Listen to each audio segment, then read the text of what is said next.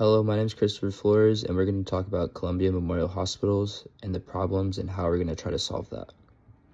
The hospital must decide whether to continue, expand, or close its walk-in clinics. The clinic is currently handling 45 visits a day, well below its full capacity of 85 visits a day. Financial performance has declined, and competition in the area is strong. Several other clinics have already closed down to low profitability. Leadership must determine whether the clinic can become financially stable as it is, or if changes are needed. The CEO and the CFO requested a clear financial analysis, profitability at current volume, break-even visit list, whether a new marketing OHS expansion could realistically support profitability, and whether closing the clinic is a better option despite a $37,000 lease penalty.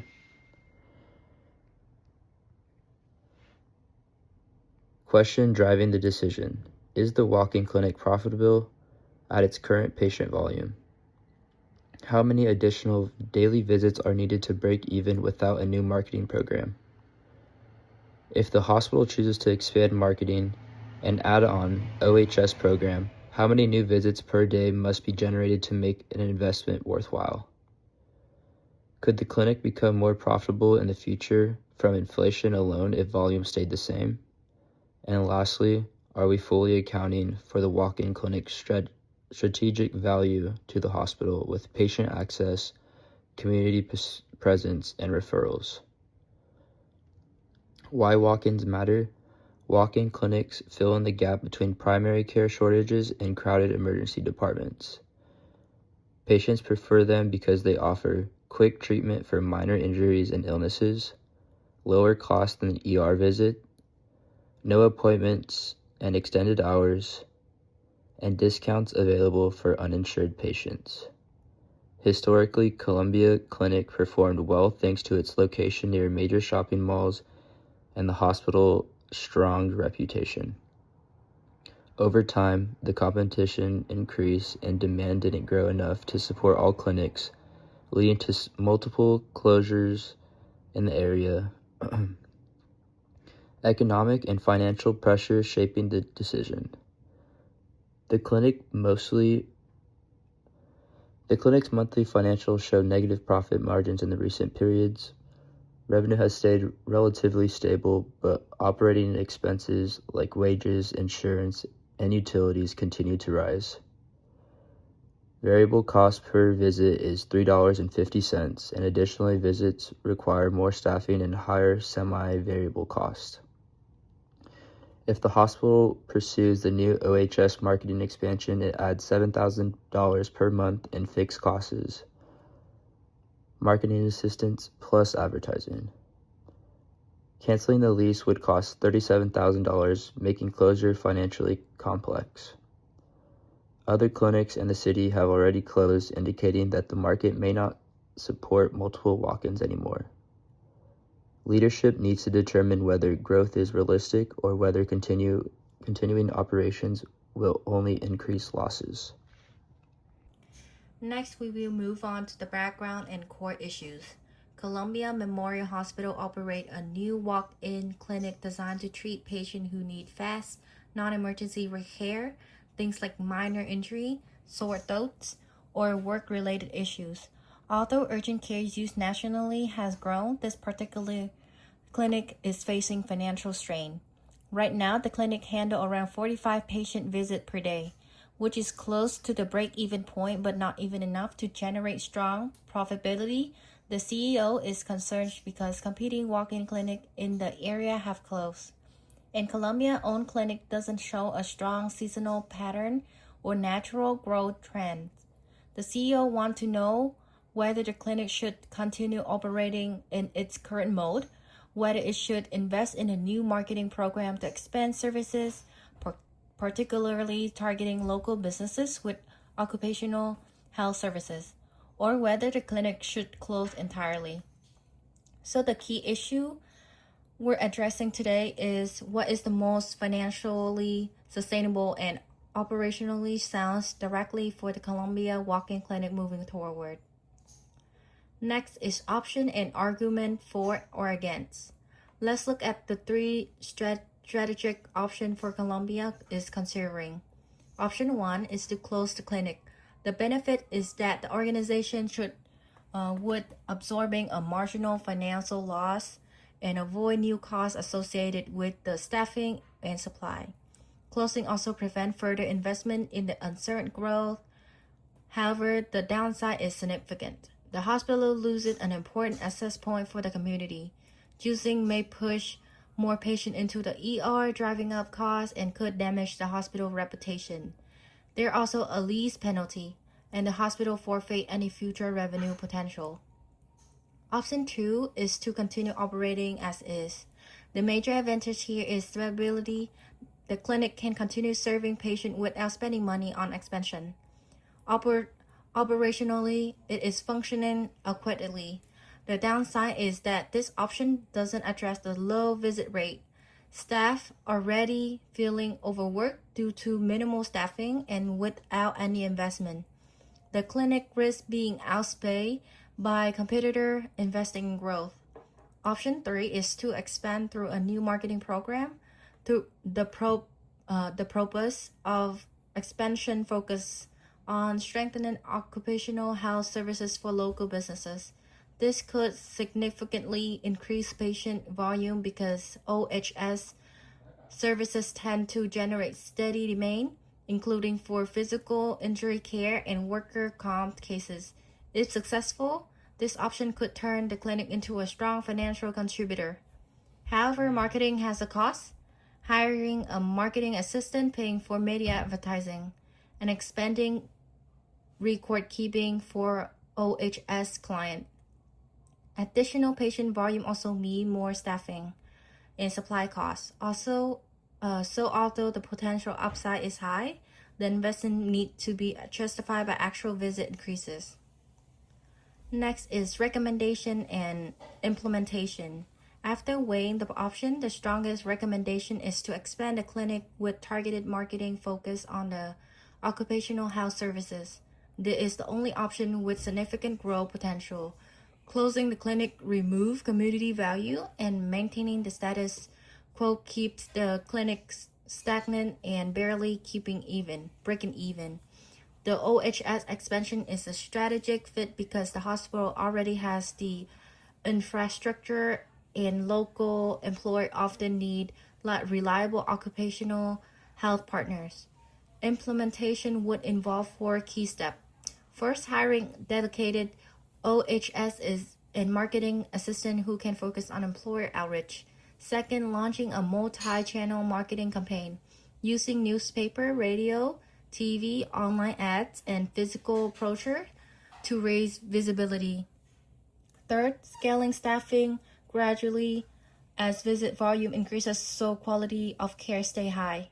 Fourth, tracking monthly volume and cost per visit to monitor return on investment and adjust the strategy as needed. Lastly, while expansion requires investment, is positioned in clinic for long-term growth and financial stability. This makes it the most balanced and forward-looking option for Columbia Memorial Hospital. So, what are the expected or actual results of our solution? So that's going to be broken down into the potential finances, the operational results, or the increased community standing. So what are our potential finances? Our potential finances are going to either increase or decrease our revenue. This will also be because of our higher operating costs due to staffing and marketing expenses. We're going to be hiring more. We're going to be expanding our marketing in the community. This is going to cost us. So what are our operational results? Our operational results they will be more efficient use of staff and providers. What does that mean? That means that due to more visitation, our staff is going to be more diligent. They're going to be working harder and heavier, and there will be a better use of clinic space due to the more visitation as well. Places that remained unreserved will now have patients. So what is the increased community standing? So when we start marketing, and that means better marketing leads to more visitors. That means people don't trust what they don't know. If you have no advertising and nobody has ever heard of you, and they've heard of the next person, they're going to go to that next person. They're more trustworthy. So you're going to want to improve your relationship with the community. And that's what increased marketing will do. So that will increase potential for referrals from those new visitors, which means they might talk to their friends, their families, their cousins. What is the profit difference between our initial setup and our implemented marketing or implemented targeted OHS marketing? Well, with the initial costs, the initial projected profitability monthly was actually a $3,100 loss. And yearly, that summed out to be around $3,800 per year. So to break even, if we wanted to not only not lose $3,100 a month or $3,800 yearly, we would need 4 more visitations a day at about $36 per visitation. And if we implement our targeted OHS marketing, we will, however, undertake the $10,000 cost of a new marketing consultant. So if we implement that, we will be down $1,300 per month. So to combat that, we need 13 visitations more per day each month to pay off the required amount for the marketing campaign. If we wanted to break even, if we didn't want to pay even $3,100 a month, we would need 17 additional visits per day each month. So how does this relate to the original issue? With increased marketing, we stand to increase not only our public image, but the trustworthiness with the communities. What does that mean? It means that our increase in marketing, we may be able to convince small business owners and individuals, people that would rather go to other competitors, to in turn come to our business. So we would be gaining many visitors. These visitors would occupy our underutilized spaces, and we would have a much more efficient usage of our facilities. So this would not only have a better usage of our facilities, it would push us closer to a break-even point with our financial capabilities. Now I'd like to walk through each of the 3 options we evaluated for the clinic, and more importantly, how each option is viewed by the different interest groups within Columbia Memorial Hospital. First, we consider the option of closing the clinic entirely. From the executive and board perspective, this option is attractive in the short term. It eliminates ongoing operating losses, removing staffing and supply costs, and closes the chapter on a service that hasn't met its financial expectations. However, leadership is also aware that closing the clinic sacrifices future revenue growth, and it carries a bad rep risk with the community. From the healthcare professionals, closing the clinic has mixed implications. On one hand, it would ease staffing pressures and eliminate the strain on overworked providers, but workers also recognize that closing the clinic pushes more patients to the emergency department, risking overcrowding. For the community, this is clearly the least favorable option. Losing access to a local clinic is viewed negatively. Community members value convenience and reliable access to care, so closing the clinic would damage Columbia's relationship and public trust. Overall, option 1 saves money now, but damages community relationships and limits future opportunities. The second option was to maintain the clinic exactly as it is today. No marketing changes, no new outreach, and no staffing adjustments. From the executive and board viewpoint, this option provides stability but very little promise. The clinic barely breaks even as it is, and doing nothing means no realistic path for growth. For leadership, the lack of improvement makes this a weak long-term strategy. For healthcare professionals, maintaining the status quo is not necessarily appealing. Staff are already stretched thin, and without changes, workload pressures remain the same. The clinic continues operating without relief, and workers see no plan for easing strain or reducing bottlenecks. The community is largely neutral. Access stays the same, but there is no enhancement in services and no effort to reach new patients or employers. So in short, option 2 avoids disruption, but it does not solve the clinic's underlying problem or position for growth. Next, the third option, and the option we ultimately recommend, is to expand the clinic through targeted marketing, specifically by focusing on employer outreach and occupational health services. From the executive and board perspective, this option offers the strongest long-term potential, while there is an upfront investment, such as hiring a marketing assistant and funding media outreach. The possibility of increased visits, stronger employer relationships, and more consistent revenue stream makes this an appealing strategic direction. For healthcare professionals, this option can be very positive as long as staff is increased gradually in line with visit growth. Providers appreciate the chance to work in a more structured and efficient environment, and expansion helps ensure the clinic isn't stagnant or at risk of closing. For the community, this is most beneficial option. Increased visibility, improved access, and stronger employer partnerships manage to translate to better healthcare options and a more connected, trusted presence for Columbia Medical Hospital.